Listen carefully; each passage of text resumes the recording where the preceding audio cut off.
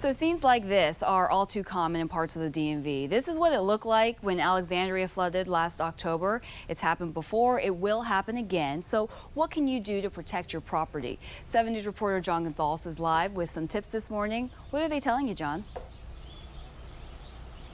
Well, you know, here in the Rosemont neighborhood, when you get rain like we did last night and overnight, people start looking out their windows because there is reason for concern. In areas like Huntington, Bellevue, Delray, people have spent thousands and thousands of dollars repairing their homes because of storm damage, basements flooded, all sorts of things. And these are some of the signs that we're now seeing in some of the homes, the yards of the homes here, residents demanding more action. Look at that. In fact, they use a line from one of our reports on 7 News, and we talked about the flooding, the storm drains being clogged. One big reason why these homes were underwater several times over the past couple of years. Patrick Moran, ecological expert in the area, you know what's happening here. What can folks do to help mitigate this, to help minimize some of these issues? Well, there's things that can be done at homes and households ultimately to ensure that the water is not making their way into the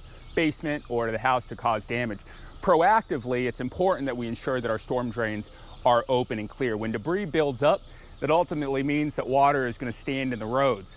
As that builds up, then you run into issues where you're getting backflow into sewers and sanitary lines, toilets and basements, really awful situations. What about at home? I mean, you know, there's talk of French drains making a big comeback these days when you hear about these massive floods in areas like Ellicott City in Maryland and, of course, here in Alexandria. French drains can help, so can rain gardens. A lot of these are mitigating efforts to make sure that rain doesn't leave your property and then have to go into the storm drain infrastructure.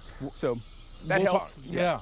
We'll talk about more about what you can do to mitigate this storm damage, flood insurance. In fact, just in the Delray neighborhood, the cost of flood damage will increase by 76% in the next 3 decades, according to data by the First Street Foundation. It is a problem here in the area that the county, the city, and residents are trying to get a hold of. Reporting live, John Gonzalez, 7 News. Big numbers. John, thank you.